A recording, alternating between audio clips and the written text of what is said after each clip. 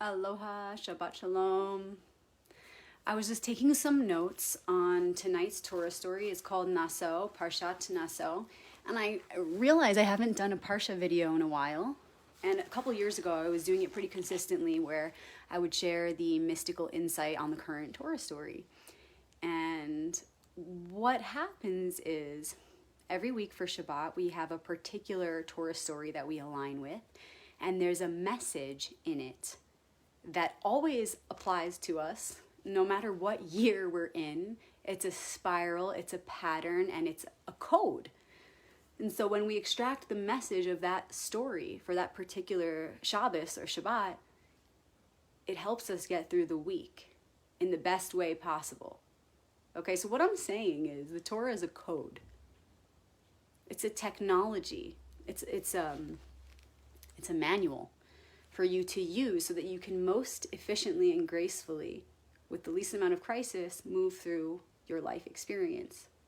So tonight at sundown, it's going to be Shabbat. And if you don't even know what Shabbat is, that's okay. In short, because there's a lot to say about it, it is a ritual where we honor the unification of the worlds within and without, or above and below. So it's a merging of those worlds, and we dedicate 24 hours every week from Friday night sundown until Saturday night sundown to this honoring of the oneness of all life. So tonight's story is called Naso, and I'm not going to get too much into the details of the story. I just want to talk a little bit about the lesson and the main point, because that's really why we're here, is to bring that magic down into this realm in a way that it can be applied practically to our experience. Naso is always adjacent to the holiday of Shavuot. We just experienced Shavuot. It was a celebration of the receiving of the Torah on Mount Sinai. If you want to know more about that, you can check it out in our private group, Shabbat Crew. I shared about it, so you can learn more. Naso is also the largest portion in the Bible.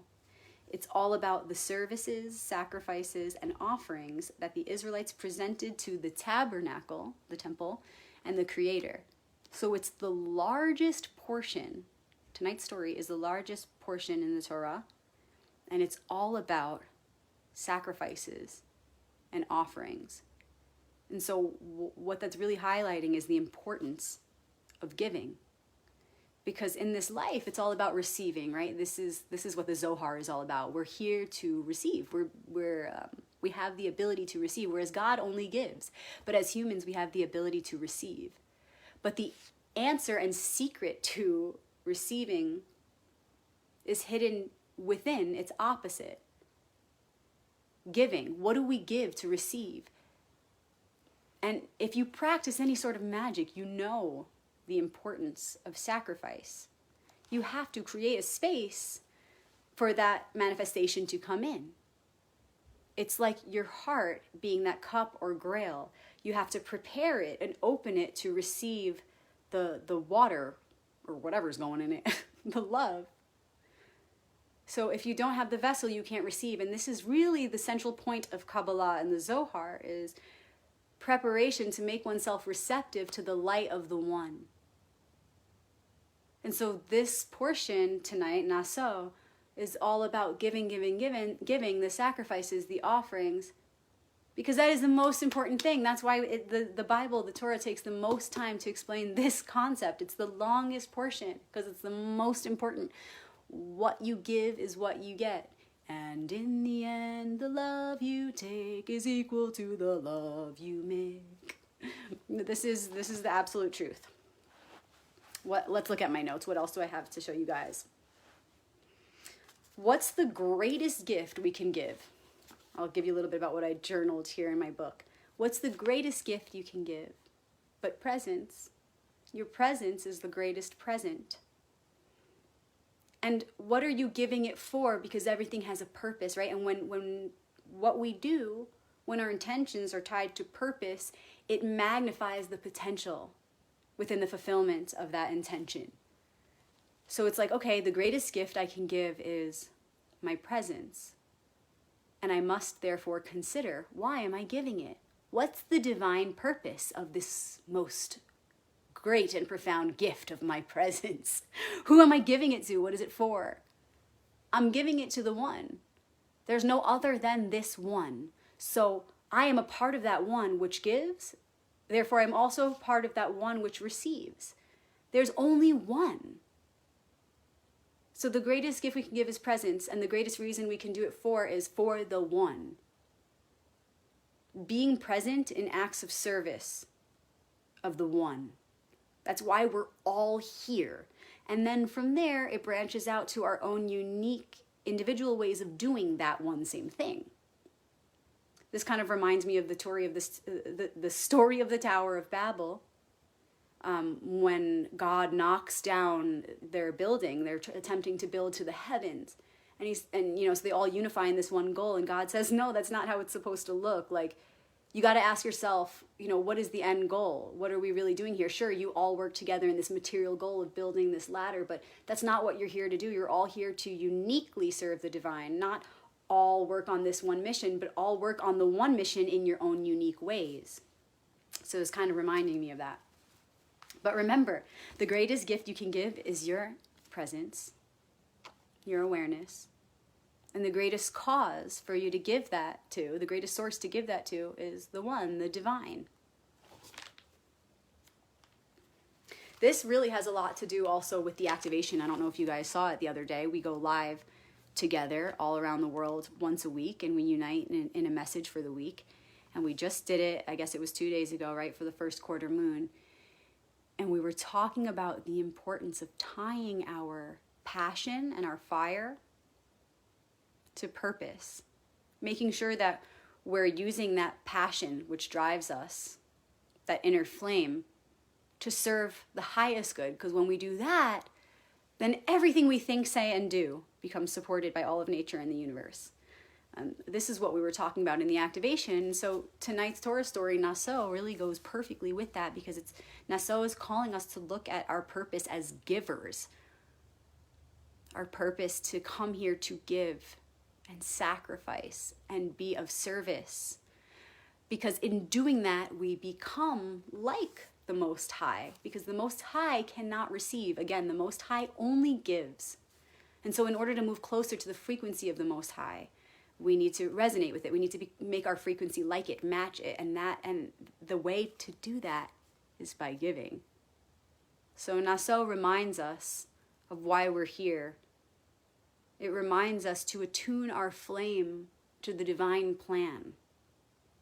This helps us get right with the fire element that exists within us and all around us, which means getting right with the spirit within us and all around us, because the fire element represents the spirit in all things, the animating force of all life.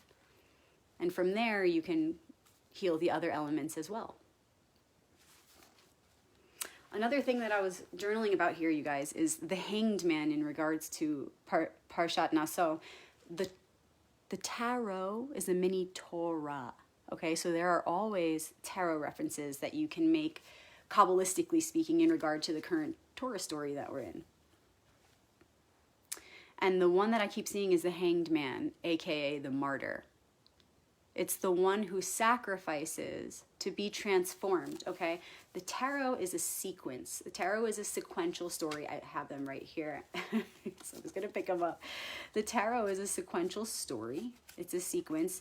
And so first, before the hanged man, who's number 12, you have 11, strength, okay?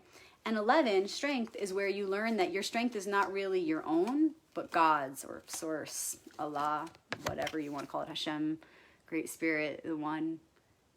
And when you really learn the deepest initiation that's being offered in this card, when you really understand that your strength is not yours, but the strength of the One, then you begin to understand what you have to do to stay open to that power and source, which involves many spiritual practices like prayer, fasting, releasing the ego, humility, things like that. Those are all contained within this arcanum here, strength.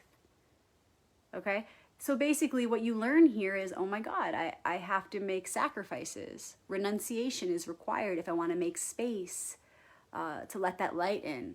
If I want to stay open to that great power, to be a clear conduit for it to come through me, I need to make some sacrifices. Sacrifice is key to illumination. Because when I give something up, I can see from a new perspective. He's upside down. He's seeing from a new perspective because of the sacrifice he made, which was in the way of seeing something new that he was wanting to see. Okay, so then after 12, the hanged man, comes 13. 13 is death, aka transformation. Death also is rebirth. The whole purpose, the whole reason why we're here is to continue transforming, to continue being reborn.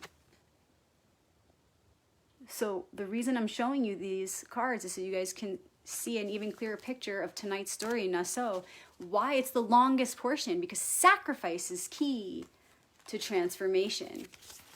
Sacrifice is key to transformation. If we want to stay open to source energy and our truest strength, we need to continue to make sacrifices and continue transforming in ever deeper ways. This is why the tarot, Torah, rota, rotate. It's a never-ending story. These cards are a part of the deck because they're things that we experience again and again and again in cycles, just like the Torah. Tarot, Torah, Naso, tonight, this story, we've been here before.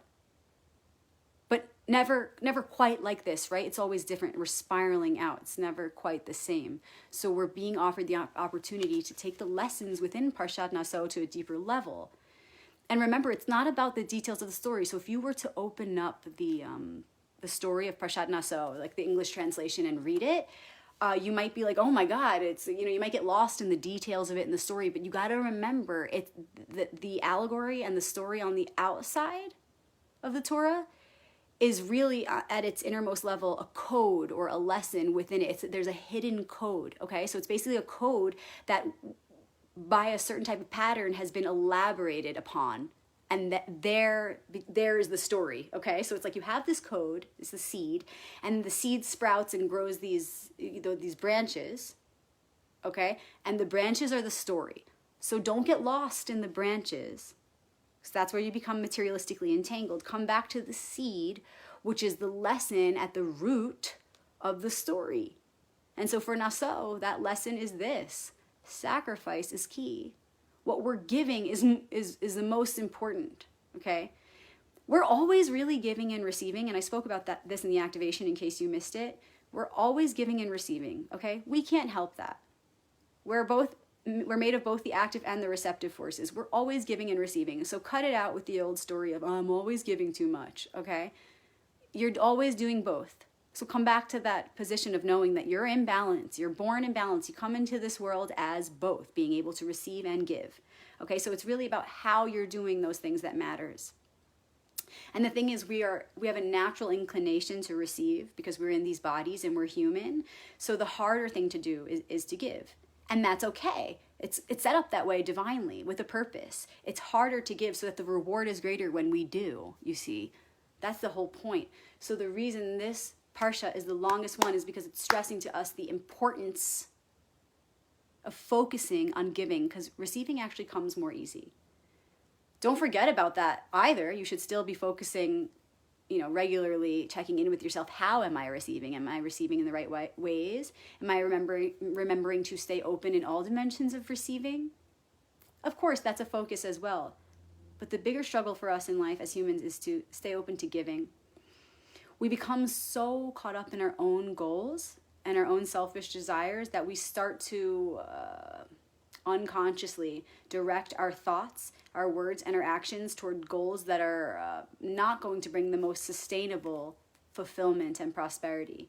However, on the other end of things, when we make a conscious effort to particularly stay focused on giving, just like Parshat Naso stresses, then we end up thinking about other people more. We end up elevating ourselves to a level of collective awareness, which then supports not only our well-being, but the well-being of the whole, which then takes our own well-being to the next level because we're one with that, okay? So the fulfillment is greater. So the more we focus on what we can give and how we can help others and include others in our awareness, the more we're going to stay on track with really why we're here and what we're meant to do. when we don't make a regular, consistent, conscious effort to think about others, as Parshat Naso stresses, we have way more of a tendency to fall back into selfish patterns, to align ourselves with superficial goals, to forget why we're here, to forget who we are.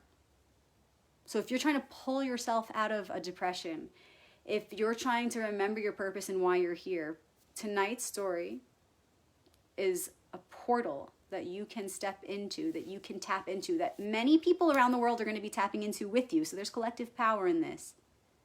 In fact, it's been happening for hundreds of years, thousands of years. The Torah offers you that, a collective to tap into, to support you as you do this work each week. And tonight, the work is specifically offering you the opportunity to tap into the potential to stay at a level where you're thinking of others, where you're making the best sacrifices, not just throwing away your energy in a futile manner, but making sacrifices that are going to be for your and our highest good. Let's see if I have anything else. You guys remember the shin, right? The shin came up the last two activations. Both activations, it came up. And the shin is the Hebrew letter that represents fire, the element of fire. And it calls us to ask the question, where in our lives are we allowing the fire to burn and consume us? And where in our lives are we allowing the fire to transform and activate us? So that's what I wanted to talk about, is the passion. Shin, right? And passion. The shin represents the fire, the light of your passion. What is your passion for? May you direct that passion, that fire, toward helping others, toward making the correct sacrifices, because we already know why we're here. We know that we have to make sacrifices if we want to keep transforming. So we may as well just accept that here and now. What we want is constant transformation in the direction of the progression of our psyche and spirit, both as individual beings and as a collective consciousness. We know this is what we want. We are on that ascension ladder, baby, together and individually. We know this. So now, how can we make sacrifice a regular part of our lives? The biggest part of our lives, Naso is telling us to do. How can we make sacrifice a regular freaking thing? Not something to be scared of, not something to complain about, but something to embrace. Something to dedicate ourselves to.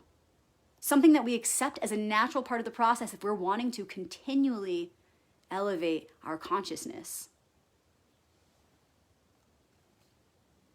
Channel the light for the sake of others and watch how the universe supports you. Watch how nature and all the cosmos work to support you in your mission, because life supports life.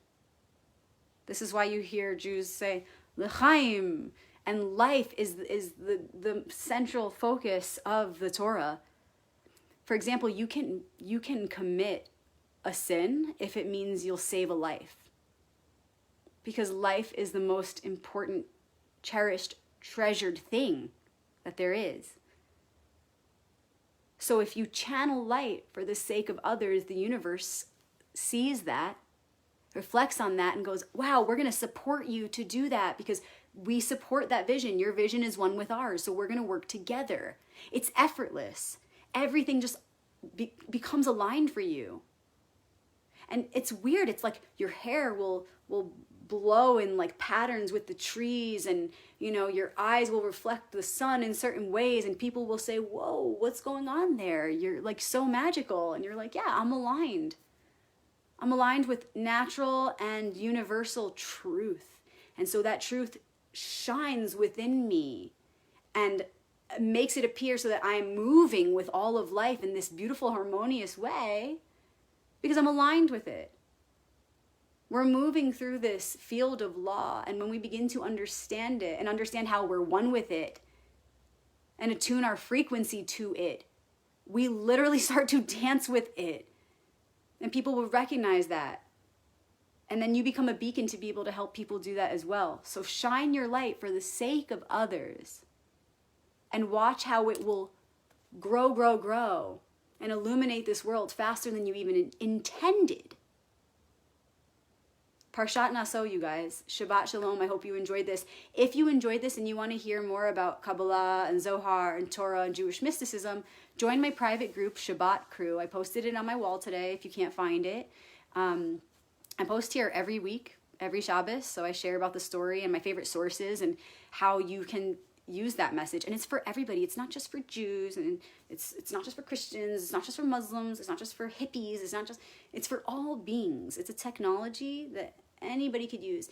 In fact, there are so many light workers nowadays who are trying to create all these new ceremonies, programs, workshops, classes to promote the elevation of consciousness. But Kabbalah is the oldest system that does this. And it's a perfected system. And it's the most simple form of organization of all of the key elements of life that you need to know to make it through this journey in the best way possible.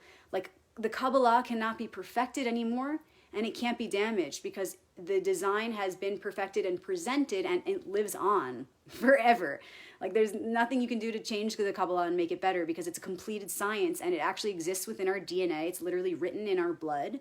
And so we don't even need to try to make a better system because it's what we are. It's written within us, in our hearts, in the stars. So if you want to know more about this technology, please join the group, private message me, let me know what your questions are. We have all these light workers, like I was saying, and we're trying to create all these programs, but the Torah is literally a guidebook. It's a freaking operating manual. It tells you literally every single ritual that you can use to design your life to be one that is in service of the highest good, including your own. It leaves no space for questioning. You don't need to try to make up new rituals. It literally gives you every code to speak, like the Hebrew words within it, and also the Aramaic, going back to the Zohar. Those holy languages, like Arabic, Aramaic, Hebrew, they're codes. Sanskrit, codes, okay? So the Torah gives you every single code that you'll need. For example, before you're going to eat, certain times of the day, what words to say to give thanks or to align your energies to most appropriately handle the incoming energies of that time of day. So it literally gives you morning, afternoon, and night, weekdays, weekends, holidays, festivals. It gives you every single thing that you need to know and that you need to do to align your energies in the highest way possible. And even from there, it gives you the next level. If you were to desire to form a congregation of people, it literally tells you how many people you need to reach the next level of activation. Like, this is, it's very specific, you guys. It's not like human made. It's like, it's from out of this world. The Torah is, wow, what a technology. What a technology. And it includes everything you need within it. And all that stuff is within you too, but it's just a tool that makes it accessible. So it's very specific. And if you want to know more rituals and want to know how to align your energies with the incoming ones, the Torah is a timeless technology to help you do it. It's based on the lunisolar calendar. So it's like May 15th this year will not be the same as May 15th next year. Okay, so this is why you need to understand the Hebrew calendar as it pertains to the Torah. This is how it works. This is how it operates so perfectly. This is why every Shabbat you're like, oh my God, this is exactly the lesson that I needed. Of course, that's how it's designed. It's not based on the Gregorian calendar. It works quite differently. So anyways, I could go on and on about the magic of the Torah because it's amazing and it's my passion. But if this is something that interests you, join my private group. Also welcome you to join my other private group, The Royal Path, as I post quite a bit in there. Thank you guys for joining me this morning. Shabbat Shalom. Wherever you are celebrating, I thank you for lighting the candles tonight, for doing whatever you do to feed the beautiful holy energy that we're going to call in tonight. Thank you for meeting me there. Shabbat Shalom, you guys.